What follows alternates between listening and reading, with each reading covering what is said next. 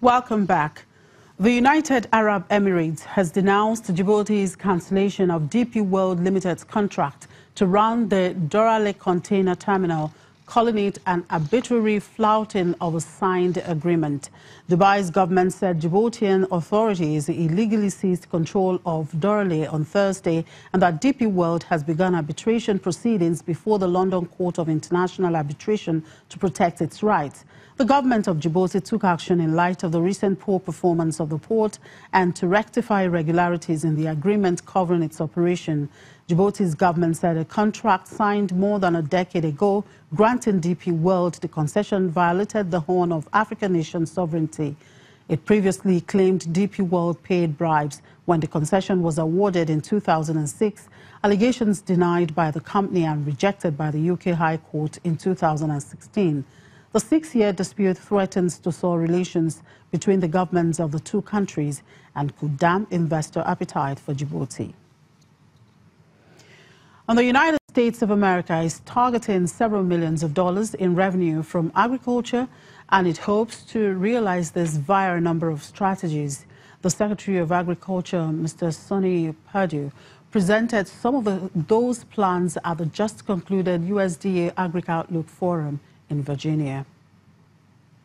USDA in the coming year, we're going to push for 28 final deregulatory actions, which alone we believe will generate for over $56 million in annualized savings. These are dollars that producers would have had to spend in order to comply. And there's more. We're really dealing with them this week. Now, there's a fall agenda and a spring agenda, and we're continually looking and trying to burrow out those regulations that don't make sense, have no real protection capacity, but have been put in there over the years. And I need your help. I want you to help me, because you know some of those better than I do. It's easy to sit on the sidelines and whine about some of these things, but you got an outlet now. The website at USDA.gov. You can go there and tell us exactly the regulations that are the most onerous to you, and help us understand. Let us evaluate those and do that. We get a lot of those comments. We've gotten over 300 so far. You might understand that many of them deal with other agencies, but we also pass them along to those agencies as well. You know, there's probably one agency that we don't think of necessarily as a regulatory agency, but it may be one of the biggest, and that is the Internal Revenue Service. It's the truth that it affects more Americans than all the others.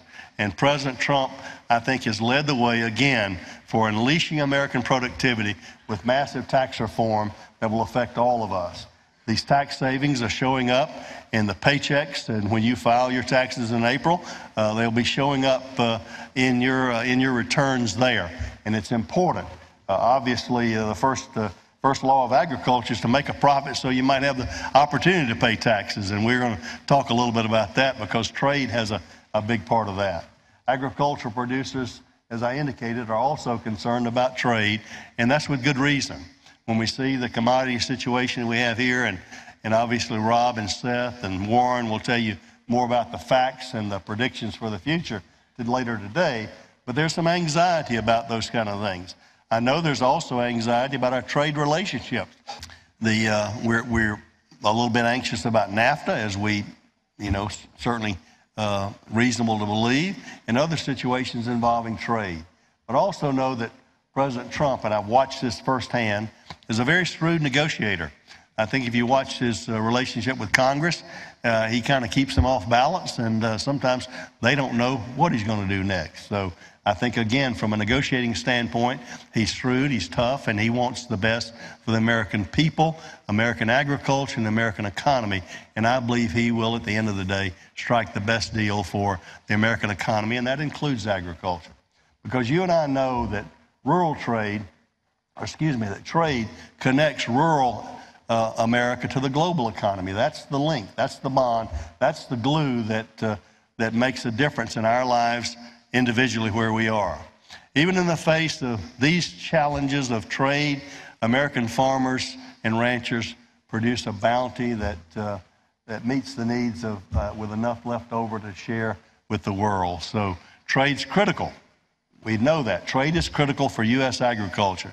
It feeds prosperity in rural America. We know that over 20 cents out of every dollar, every farm income relies on that product going off our shores and into export markets. So there's some staggering figures involved here.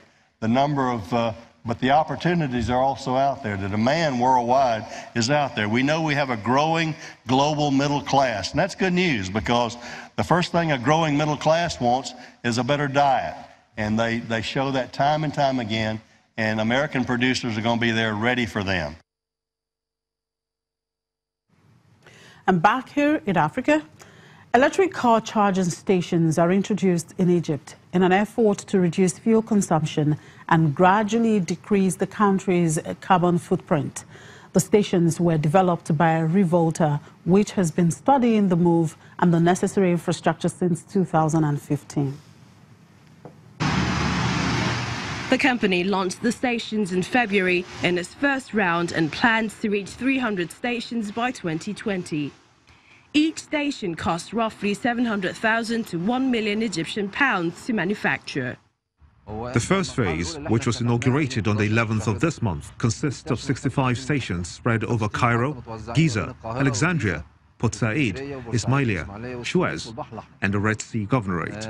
Of these 65 stations, 12 were developed in cooperation with Wataniya Petroleum, owned by the armed forces, and the rest of the stations are located in various locations, including malls, hotels, universities, sporting clubs, and any other public location accessible to many people, and where cars can be parked.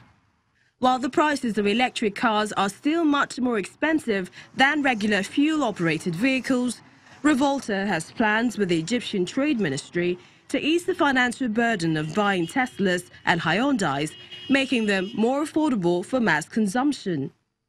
According to Revolta's chief executive, Mohammed Badawi, the company aims to offer electric cars for 250,000 Egyptian pounds. Charging with electricity is cleaner and safer. Often you'd hear that when people go to gas stations to fill up their tanks, you'd find that the fuel has been mixed with water and things like that. But with electricity, it's guaranteed. At the end of the day, it's electricity. The move comes as many Egyptians still struggle with high prices after the government introduced a series of austerity measures to secure a $12 billion International Monetary Fund loan deal. Some of these measures included lifting subsidies on fuel.